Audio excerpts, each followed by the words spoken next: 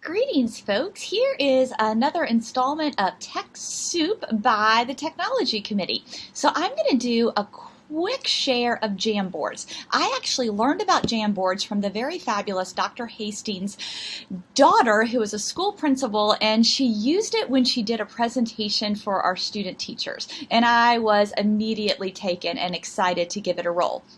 So let me give you some examples. I usually begin class, as I imagine many of you do, by just asking students like how are they doing? Like how are you doing? What questions do you have? And sometimes I find that nobody raises their hand, but when I use Jamboard, like they are just putting their answers in there. So here you can see, how are you doing? Do you have any questions? I'm anxious, I'm doing okay, I need more sleep, I'm a little overwhelmed. Actually, I'm feeling pretty positive. So that's kind of the opening of class. Then the next thing that I usually do, so I'm actually in person, I've got some kids that are on Zoom, the rest of the students are there with me, is we'll do a quick review from the class before.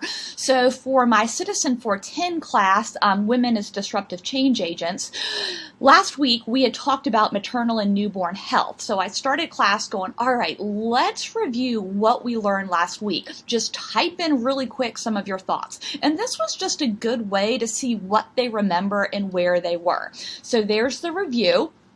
Then a lot of times, like while we are working in class, I'll pause and I'll say, okay, give me your top 5. So the other day, the same class, Women as Disruptive Change Agents, we were talking about child marriage. And I'm like, okay, so where we are right now, what are the top 5 things you know or the top 5 things that you are thinking?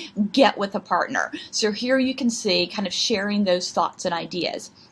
Also, if we are just talking in class and I want something answered, in my Education 310, we were talking about phonemes, the smallest unit of sound, and I was like, all right, folks, how many phonemes are there in the English language? Sometimes students are hesitant to give it a go, but on Jamboard, they'll just put it in there, and as you see, students' names aren't on there, so it's anonymous, and the answers vary quite a bit, but it was helpful. So that was just a quick info dump. Then, following that discussion on phonemes, we were talking about stops and continuance in linguistics. And after they had learned that concept, I said, okay, what I want you to do is I want you to get with a partner, go through the alphabet, and try to identify the stops and continuances. These are not all correct, but that's what they did, and then they put their answers here. So right away, as they're doing it, I can see like what they're thinking. Another example is sometimes if we're having kind of a deep discussion and they need some time to reflect. And not long ago, we were talking about the National Reading Panel and the science of reading and the importance of looking at that from diverse perspectives. And then I said, all right, we've been talking about this for about 20 minutes. I want you to take about 5 minutes, think about what we're talking about and kind of share your reflection on Jamboard. And this is what they did. It's helpful because then they are more willing to share. I hear from 15 or 18 people instead of just 1. And then at the end of class, I can go back and look and see and like take a little bit of time and look at what they were actually thinking and reflecting on, which gives me a lot of insight as well. Another thing is I will often set them into groups when we're reading something that's really complex or different types of reports. In my Citizen 410, we have been working through the UN's yearly report on conflict-related sexual violence around the world. And in this report, the report is very dense. The information is heavy. It's emotional. There are 3 parts I wanted them to look at. I wanted them to look at part 2, part 3, and part 4.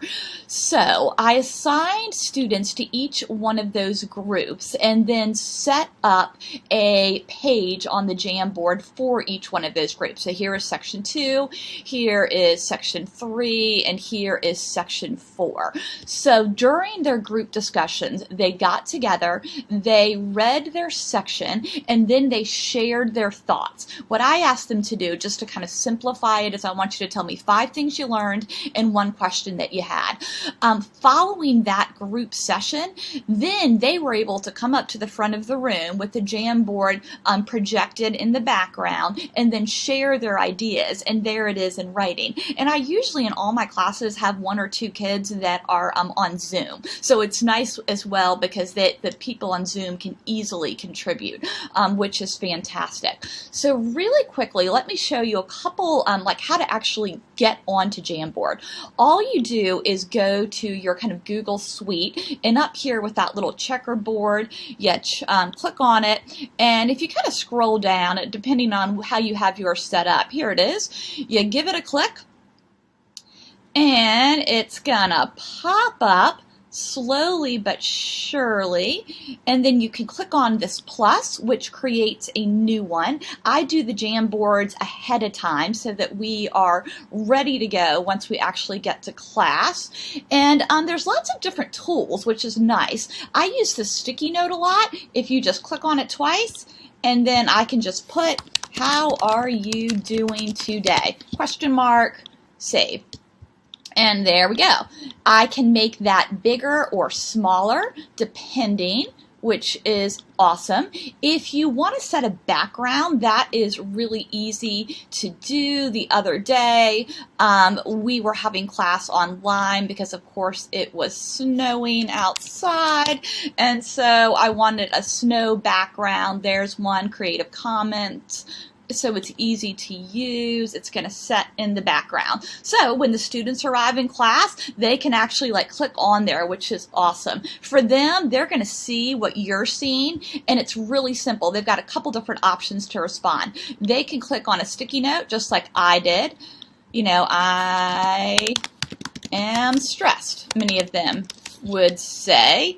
It's gonna click there, and then I can they or I can move it around. Another way that they can do it is they can use this box, which gives them a little more room. If they're using the text box, they can type a lot more, which is helpful indeed. There is also the pen feature, which is great. And down here is this little laser. If there's something that I want to point out on the Jamboard, I can do this, and you can see that it disappears, but it's just a nice way to kind of bring their attention. Then, so this is the first page.